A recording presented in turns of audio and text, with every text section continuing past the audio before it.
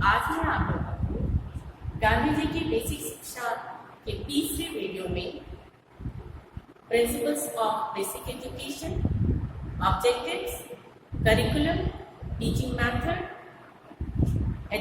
Discipline, teacher, child और school के बारे में बताऊंगा।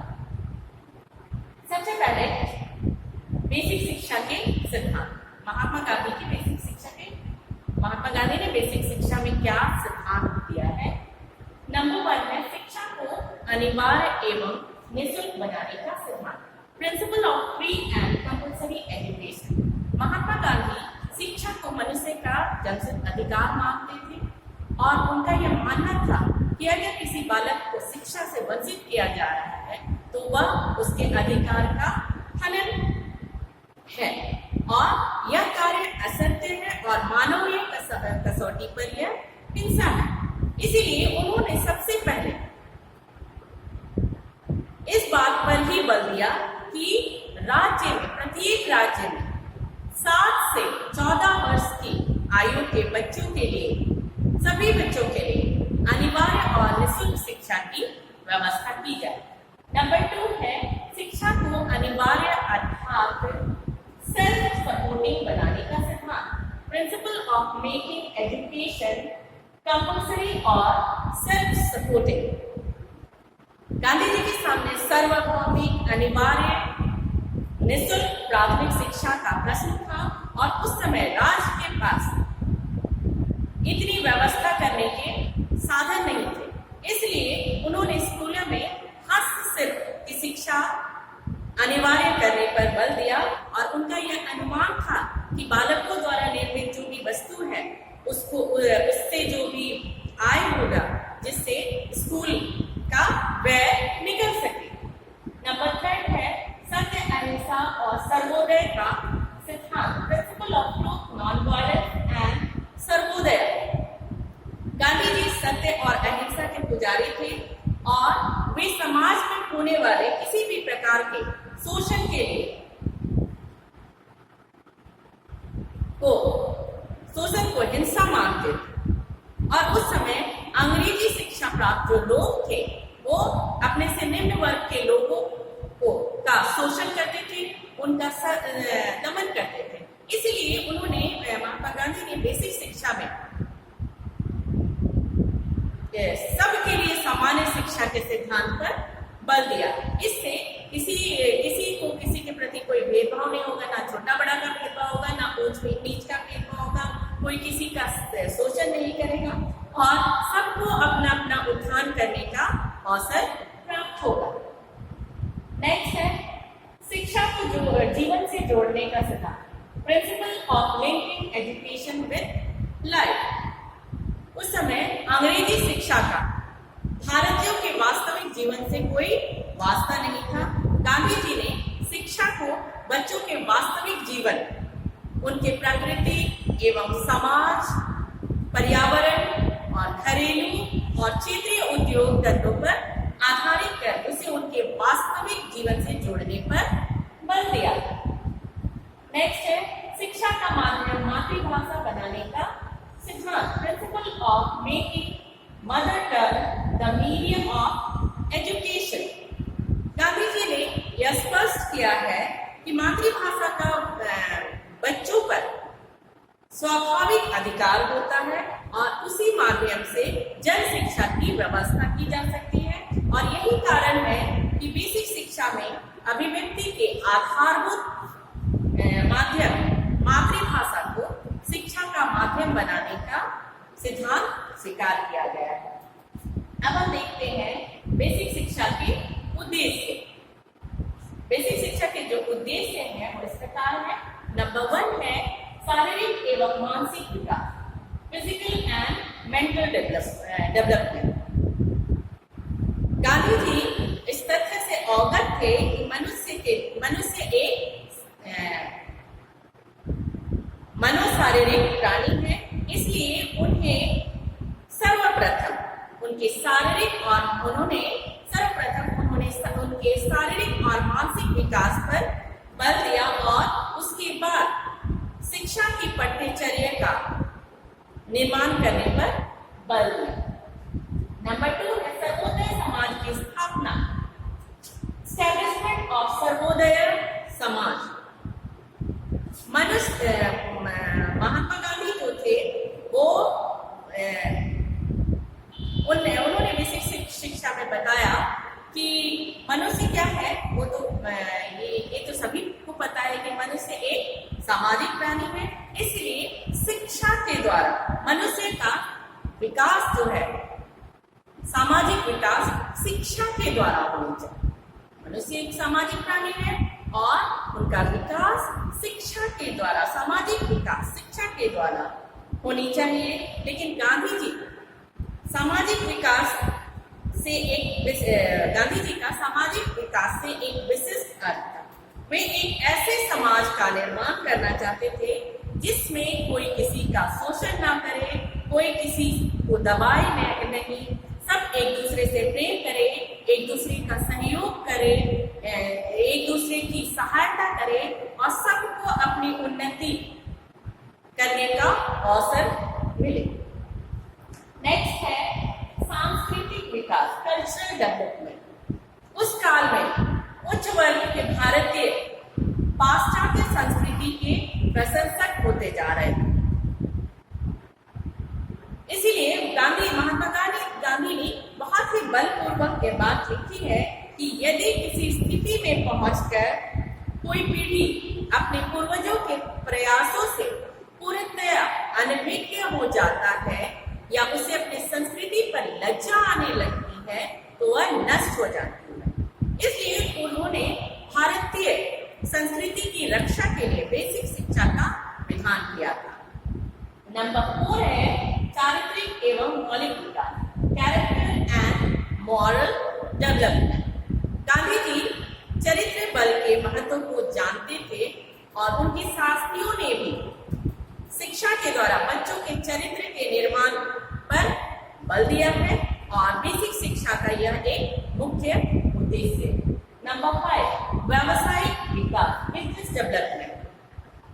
गांधी जी ने इस संबंध में 2 बातें कही है। सबसे पहला, बच्चों को हस्तशिल्प सिखाया जाए और उनसे स्कूल में इतना उत्पादन हो कि इसके विक्रय के लाभ से स्कूल का व्यय निकल जाए। और दूसरा है हस्तशिल्प बालकों को हस्तशिल्प ऐसा सिखाया जाए जिससे कि उसका आय का साधन हो जाए, वो अपने जीविकोपार्जन का कर सके उसके द्वारा।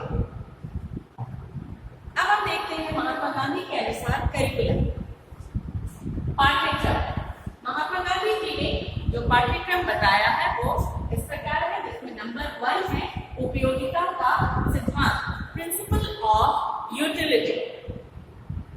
महात्मा गांधी वर्तमान शिक्षा प्रणाली से संतुष्ट नहीं थे क्योंकि यह जो शिक्षा थी वो बालक के जीवन में उपयोगिता की दृष्टि से निरर्थक और लाभकारी नहीं थी। नंबर 2 है सहसंबंध का सिद्धांत, principle of correlation. Gandhi ji का विचार था इस जो भी पूरी जो पाठ्यक्रम है, पाठ्य विषय जो है कि शिक्षा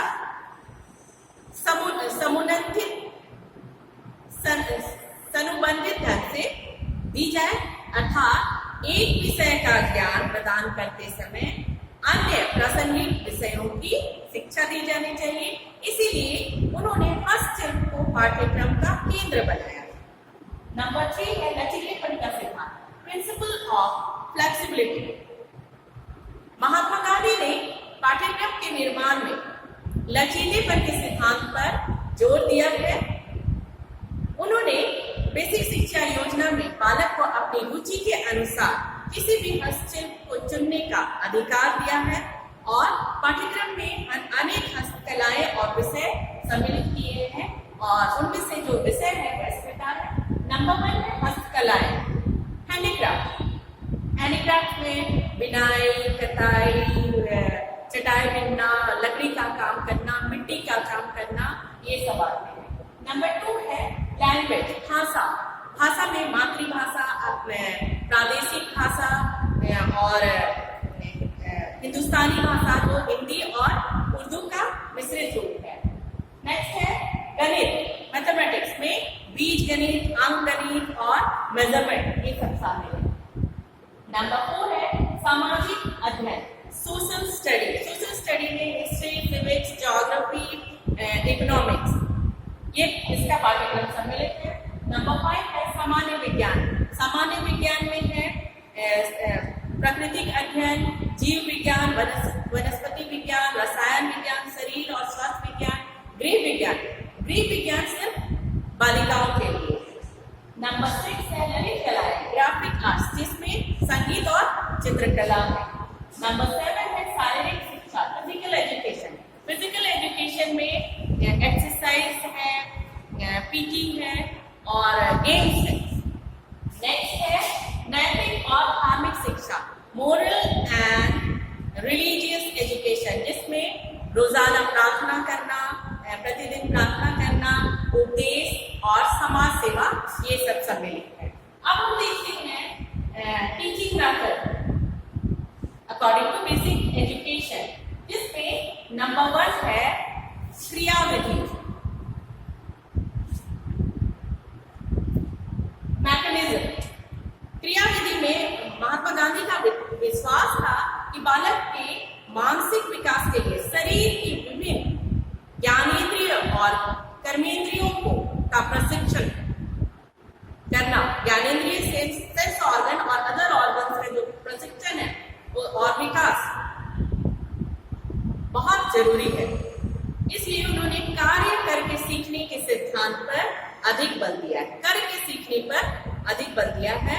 और उनकी जो शिक्षण पद्धति है उसको क्रिया प्रधान हम कह सकते हैं। इसलिए गांधी जी ने बेसिक शिक्षा में हस्तशिल्प केंद्रित क्राफ्ट सेंटर बनाया है बेसिक शिक्षा। नंबर 2 है सांगबंधित कॉन्ट्रैक्टर। इसमें महात्मा गांधी सांगठित अथवा समन्वय की विधि को बहुत ही महत्वपूर्ण बताया है और उनका यह विचार है कि बालक को विभिन्न विषयों की शिक्षा एक दूसरे से संबंधित होनी चाहिए। जो भी विषय है वो एक दूसरे से संबंधित रूप में उनकी शिक्षा देनी चाहिए। नंबर 3 है स्व अनुभव द्वारा सीखने की विधि, लर्निंग बाय डूइंग। उन्होंने महात्मा गांधी ने स्वानुभव द्वारा सीखने की विधि पर जोर दिया है। उनका यह विचार था कि बालक विद्यालय के वातावरण में रहकर अलग अलग तरह के जो कार्य को करने से उनसे जो अनुभव प्राप्त होती है, वह जो अनुभव है वह स्थायी रूप से होता है और उसके व्यावसायिक जीवन में बहुत अधिक, व्यावहारिक जीवन में बहुत अधिक काम आता है। नेक्स्ट है सहयोग विधि।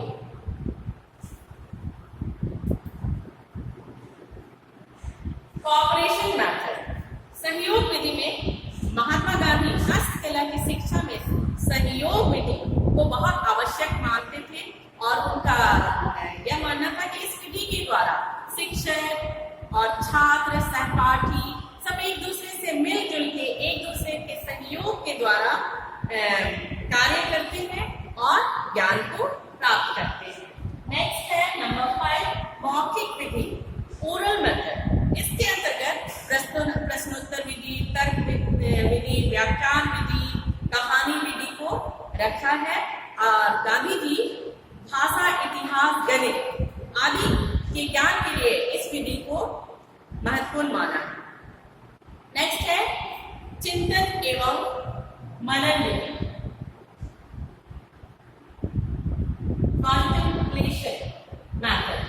इसमें भारतीय शिक्षण पद्धति मनन और निधिध्यासन विधि पर भी ध्यान रखा है और कहा है। उनका विचार है, महात्मा गांधी का कहना है कि कला, विचार करने की जो कला है वह सच्ची कला है और इस विचार में मनन की भी, विचार करने के लिए मनन की आवश्यकता तो होगी ही। उनका यह कहना है कि ये जो विचार करते हैं इसमें मनन की भी आवश्यकता पड़ती है और इससे अर्जित ज्ञान जो है वो स्थायी होती है। नेक्स्ट है संगीत विधि, म्यूजिक मेथड। गांधी जी संगीत को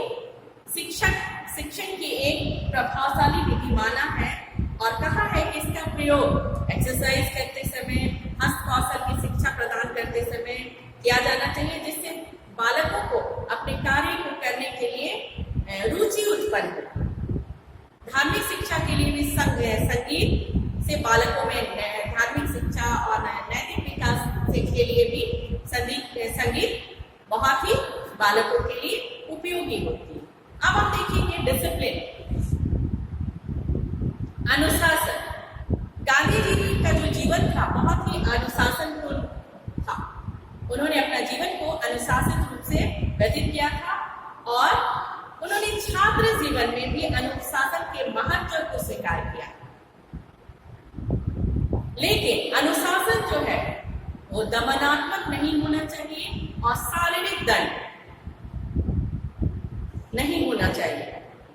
शारीरिक दंड और दमनात्मक अनुशासन के महात्मा गांधी विरोधी थे और वे प्रभावात्मक और मुक्त्यात्मक अनुशासन के मिश्रित स्वरूप के पक्ष में विचार व्यक्त किए हैं। वैसे गांधी जी का विचार था कि थोपा हुआ, अगर जबरदस्ती किसी चीज को करवाया जाए तो उसमें बालक को मन नहीं लगेगा।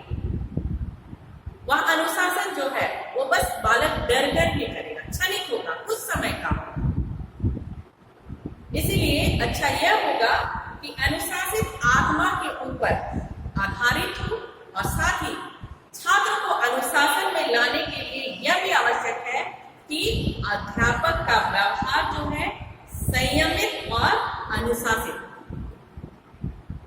होनी चाहिए, पेशेंस होनी चाहिए। शिक्षक का स्थान, गांधी जी ने अपनी शिक्षा योजना में शिक्षक की जो स्थिति बताया है वो दूसरे दार्शनिकों से भिन्न है। वह शिक्षक को छात्र का मित्र, पथ प्रदर्शक और सहायक मानते हैं और उन्होंने शिक्षक के व्यक्तित्व के लिए जो बातें कही है वो इस प्रकार से है, जिसमें सबसे पहले है शिक्षक को अपने विषय का पूर्ण ज्ञान होना चाहिए, जिससे कि वो अपनी शिक्षण व्यवस्था को, अपने शिक्षक को वो प्रभावशाली बनाया जाए। नंबर 2 है शिक्षक को छात्र की मनोवैज्ञानिक समस्याओं का पूर्ण ज्ञान होना चाहिए। बालकों की जो मनोवैज्ञानिक समस्याएं हैं उससे शिक्षक को परिचित होना चाहिए और वो उसका समाधान धैर्यपूर्वक करे। नेक्स्ट, तीसरा को उन्होंने तीसरी बात जो बताई है शिक्षक के लिए, शिक्षक के द्वारा छात्रों को स्व अध्ययन के लिए अधिक से अधिक प्रोत्साहित किया जाना चाहिए, एनकरेज करना चाहिए बालकों को। नंबर 4 जो बताया है, शिक्षक के ऊपर छात्र का इतना विश्वास होना चाहिए कि वह उसके सामने स्वयं की जो स्वतंत्रता अभिव्यक्ति, अपनी बातों को वह स्वतंत्र रूप से रख सके। नाउ स्टूडेंट, विद्यार्थी, गांधी जी के अनुसार कैसा होना चाहिए विद्यार्थी को? उनके अनुसार विद्यार्थी को ब्रह्मचर्य होना चाहिए, जिससे वह नियम, संयम व सदाचारी बनकर अपने कर्तव्यों का निर्वाह कर सके। और उनका मानना था कि छात्र के अंतर्गत शारीरिक बल, आत्मबल, चारित्रिक बल और बुद्धि बल होना आवश्यक है और छात्रों को इन सभी चीजों के विकास के लिए उन्मुख होना चाहिए। नेक्स्ट है, शिक्षक के द्वारा छात्र की व्यक्तित्व का यथासंभव विकास होना चाहिए। इसी कारण छात्र को पूर्ण रूप से स्वतंत्र छोड़ना उचित है, लेकिन इस स्वतंत्रता का ये मतलब नहीं कि एकदम पूरा आजाद। नेक्स्ट, छात्र एक अनुशासित, विनयी, देशसेवी, त्यागी, शांत व सहिष्णु व्यक्ति के रूप में कल्पना महात्मा गांधी करते हैं। नेक्स्ट, स्कूल, गांधी जी के अनुसार विद्यालय का जो वातावरण है वो प्रभावात्मक होनी चाहिए और प्रेरणादायी होनी चाहिए। और ये जो वातावरण का निर्माण सच्चरित्र अध्यापक और विद्यार्थियों के द्वारा, एक अच्छे विद्यालय का निर्माण कैसे होता है? अच्छे अध्यापक होंगे और अच्छे स्टूडेंट होंगे, सच्चरित्र होंगे, तभी अच्छे विद्यालय का निर्माण हो सकता है। और उनका यह विचार था कि विद्यालय को एकदम सुनसान निर्जन स्थान में नहीं होना चाहिए, बस्तियों के बीच में होनी चाहिए विद्यालय, और विद्यालय में हर तरह के साधन उपलब्ध हो, जिससे हस्तकला संबंधित सभी उत्पादन कार्य ठीक ढंग से हो सके और छात्रों और विद्यालयों को आत्मनिर्भर बनाने में सहायता और महात्मा गांधी विद्यालय को पाठशाला के रूप में नहीं वरन कर्मशाला के रूप में देखना चाहते थे। और इसके साथ ही साथ महात्मा गांधी विद्यालय को समुदाय केंद्रित बनाना चाहते थे, जहां पर विद्यार्थियों की व्यक्तित्व बनी रहे और उन्हें सामाजिक संपर्कों और सेवाओं के अवसर की प्राप्ति हो सके। तो महात्मा गांधी की बेसिक शिक्षा के अंतर्गत ये आज तीसरा वीडियो था, ये तीसरा और अंतिम वीडियो था। आज के लिए बस इतना ही। धन्यवाद।